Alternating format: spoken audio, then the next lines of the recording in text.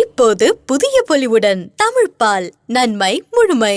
சினிமாவுடன் வியூவர்ஸுக்கு வணக்கம். இந்த வீடியோ ரிவ்யூல நம்ம பார்க்க இருக்கிற திரைப்படம் ஸ்கார்லெட் ஜோஹன்சன், மகர்ஷலா அலி உள்ளிட்ட பலர் நடிப்பில் உருவாயிருக்கும் ஜுராசிக் வேர்ல்ட் ரீபர்த் அப்படிங்கிற படம் தான். ஜுராசிக் வேர்ல்ட் டொமினியன் 2022ஆம் ஆண்டு வெளியாச்சு. அதுக்கான ஒரு ஸ்டாண்டலோன் சீக்குவலா இந்த படத்தை எடுத்திருக்காங்க. இந்த படம் பார்க்கறதுக்கு நீங்க முந்தைய பாகங்கள்லாம் பார்க்கணுமா அப்படின்னு கேட்டால் அவசியம் இல்லை அப்படின்னு கூட சொல்லலாம். இது ஒரு ஸ்டாண்டலோன் படம் தான்.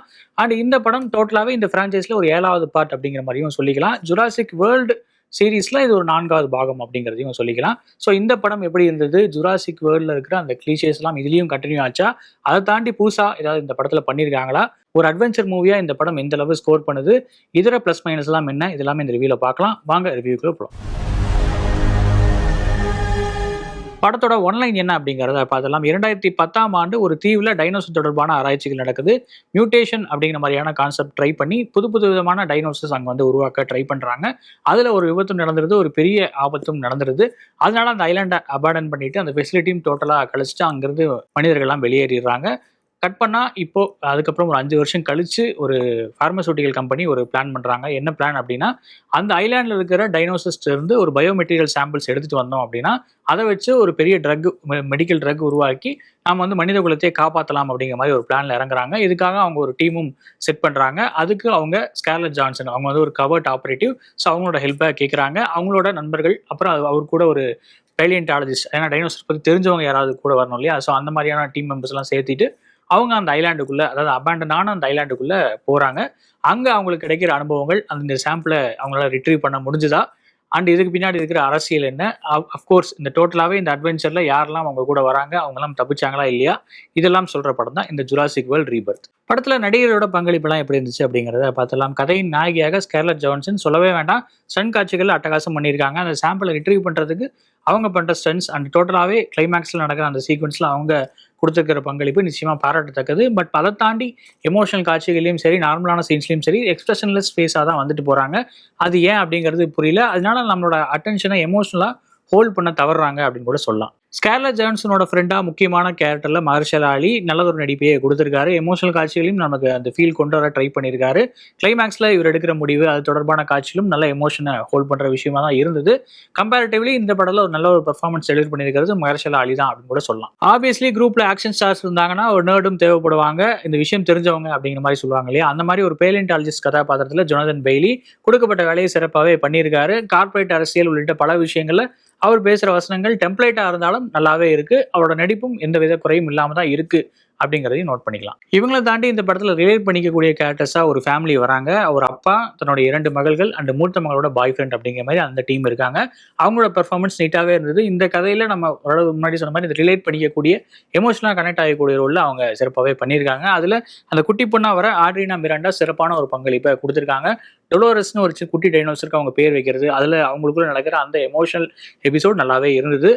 அவங்களோட பெர்ஃபார்மன்ஸும் இந்த படத்துல ஒரு ஹைலைட் தான் அப்படிங்கிறதையும் சொல்லிக்கலாம். பார்மசூட்டிக்கல் கம்பெனியோட ரெப்ரசன்டேட்டிவா யூஷுவல் கார்பரேட் காயா வந்துட்டு போறாரு ரூபர்ட் ஃப்ரெண்ட். அதுல புதுசா எழுதுறதுக்கு எதுவும் இல்லை, ஸோ புதுசா நடிக்கும் எதுவும் இல்லை அப்படிங்கிற முறையில் தான் அந்த கதாபாத்திரமும் இருக்கு. படத்தோட பாசிட்டிவ்ஸ் என்ன அப்படிங்கிறத பார்த்தலாம். டோட்டலாவே இந்த ஜுராசிக் வேர்ல்டு இல்ல ஜுராசிக் பார்க் படங்களோட பிரான்ச்சைஸோட அந்த டெம்ப்ளேட் என்ன அப்படின்னு பாத்தீங்கன்னா, எதர் டைனோசர்ஸை மெயின் ஐலாண்ட்ல கொண்டு வருவாங்க, டைனோசர்ஸ் அவங்களை துரத்தும் ஓடுவாங்க, இல்லைன்னா ஒரு ஐலாண்ட் இருக்கும், அதுல ஃபுல்லா டைனோசர்ஸ் இருக்கும், அதுல போய் மனிதர்களை போய் மாட்டிக்குவாங்க, அவங்கள டைனோசர் துரத்தும். இந்த டெம்ப்ளேட் தான், இந்த 2 டெம்ப்ளேட் தான் எல்லா படங்களும் ஃபாலோ பண்ணும். அதுல 2வது டெம்ப்ளேட்டை ஃபாலோ பண்ணியிருக்காரு டைரக்டர் கேரத் எட்வர்ட்ஸ். இந்த டெம்ப்ளேட் எங்கேயுமே தெரியாம இருக்கணும் அப்படிங்கிறதுக்காக அந்த 3 சாம்பிள் எடுக்கிறது, அந்த 3 சாம்பிள்களும் ஒவ்வொரு டைப் ஆஃப் டைனோசர் இருந்து எடுக்கிறது அப்படிங்கிற மாதிரி கேம் மாதிரி இந்த ஸ்கிரீன் பிளேவை டிசைன் பண்ணியிருக்காரு. அது ஓரளவு பாசிட்டிவான விஷயமா எனக்கு இந்த படத்துல தெரிஞ்ச ஒரு விஷயம். என்னன்னா, ஒரு டைனோசர் தண்ணியில இருக்கும், ஒரு டைனோசர் வந்து நிலத்துல இருக்கும், இன்னொரு டைனோசர் வானத்துல பறந்துட்டு இருக்கும் அப்படிங்கிற மாதிரி ஒரு கேம் லெவல் மாதிரி இதை டிசைன் பண்ணது ஒரு கிரியேட்டிவான அப்ரோச் தான். அது ஒரு பாசிட்டிவ் அப்படின்னு கூட சொல்லிக்கலாம். ஜுராசிக் பார்க் படங்களோட ட்ரேட் மார்க்கான அந்த த்ரில் மூமெண்ட்ஸ், அந்த டைனோசர் அட்டாக் பண்ணும், மனிதர்கள் எட்ஜில் போய் தப்பிப்பாங்க இல்லையா, அந்த மாதிரி காட்சிகள் இதுலையுமே ஹைலைட்டாகவே இருந்தது. அதில் சிலது குறிப்பிட்டு சொல்லணும் அப்படின்னா, ஆரம்பத்தில் அந்த போட் சீக்வன்ஸில் அந்த சின்ன பொண்ணு தப்பிக்கிற அந்த காட்சி, அதே மாதிரி ஐலாண்டுக்குள்ளே போனதுக்கப்புறம் அந்த டெரசாவோட பாய் ஃப்ரெண்ட் வந்து ஒரு லூ பிரேக் போவார், அப்போ ஒரு டீராக்ஸ் அட்டாக் பண்ண வரும், அந்த என்டையர் சீக்வன்ஸும் ஷார்ட் பண்ண விதம் அதுவுமே சிறப்பாக இருந்தது. காமிக்கல் டைமிங் அப்படிங்கிறது அதில் பர்ஃபெக்டாகவே ஒர்க் ஆயிருந்தது.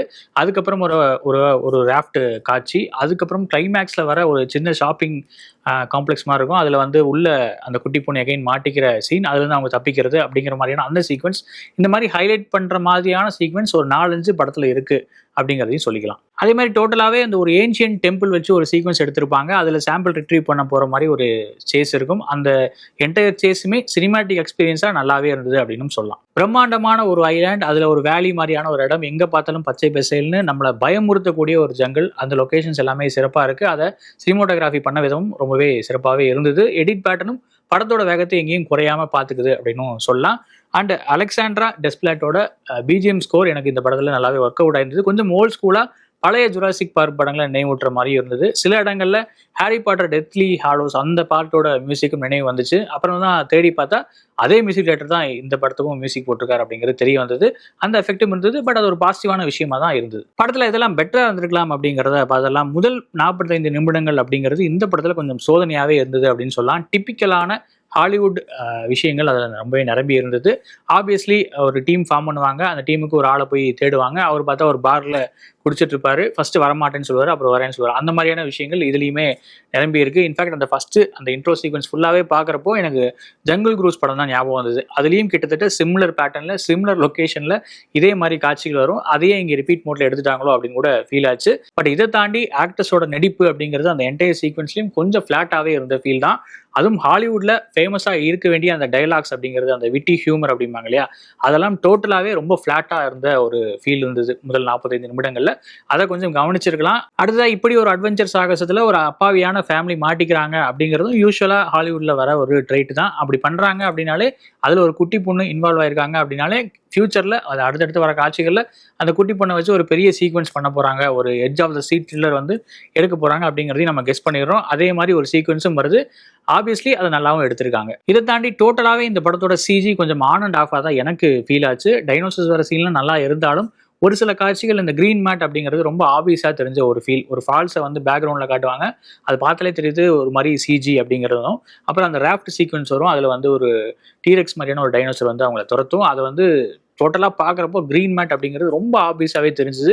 இன்னும் கொஞ்சம் அந்த இடத்துல நல்ல ஒரு அவுட்புட் கொடுக்க ட்ரை பண்ணியிருக்கலாம். அண்ட் ஜுராசிக் பார்க் தாண்டி ஜுராசிக் வேர்ல்டு படங்களில் இந்த டைனோசர்ஸை காட்டுறது அப்படிங்கிறதுல கொஞ்சம் அக்கறையாகவே இருக்காங்க. நல்லது ஒரு கிராஃபிக்ஸும் அதில் பண்ணுறாங்க தான். பட் இதில் அந்த கிளைமேக்ஸில் வர டைனோசர் அப்படிங்கிறது நமக்கு டைனோசர் ஃபீலே கொடுக்கல. ஒரு மாதிரி ஏதோ ஒரு மான்ஸ்டர் மாதிரி தான் நமக்கு தெரிஞ்சுது. ஆப்வியஸ்லி அது ஒரு மியூட்டேட்டட் டைனோசர் அப்படிங்கிறது மாதிரி அவங்க சொன்னாலுமே அது கம்ப்ளீட்டாக ஒரு டைனோசருக்கான ஒரு பதவி விதைப்பு கொடுக்காம ஏதோ ஒரு காட்ஸிலா இல்லை மான்ஸ்டர் மாதிரியான படங்கள் நம்ம பார்க்குறோம் அப்படிங்கிற ஒரு உணவையும் கொடுத்துருது. அண்ட் ஆப்வியஸ்லி இவங்களுக்கு பிளாட் பாயிண்ட் இல்லைன்னா எப்பவுமே கையில் எடுக்கிற ஆயுதம் அப்படிங்கிறது இந்த கார்பரேட் அரசியல் விசஸ் மக்களுக்கான அரசியல் அப்படிங்கிறதா அதே தான் இந்த படத்துலையும் கைப்பற்றியிருக்காங்க. அதாவது பேட்டன்ட் அப்படிங்கிற விஷயமா இருக்கட்டும், ஒரு மருந்து எல்லாருக்கும் போய் சேரணும், அது வந்து ஒரு கார்பரேட் கைக்கு போகக்கூடாது, அது மூலமா அவங்க வந்து வியாபாரம் பண்ணுவாங்க அப்படிங்கிற மாதிரியான விஷயங்களும் இதுல இன்க்ளூட் பண்ணியிருக்காங்க. இதெல்லாமே பார்த்து பழகிய கடந்த 25 வருஷமா ஹாலிவுட் பண்ணிட்டு இருக்கிற விஷயம் இந்தியாலையும் கண்டினியூ ஆகிட்டு இருக்கு அப்படின்னு கூட சொல்லலாம்.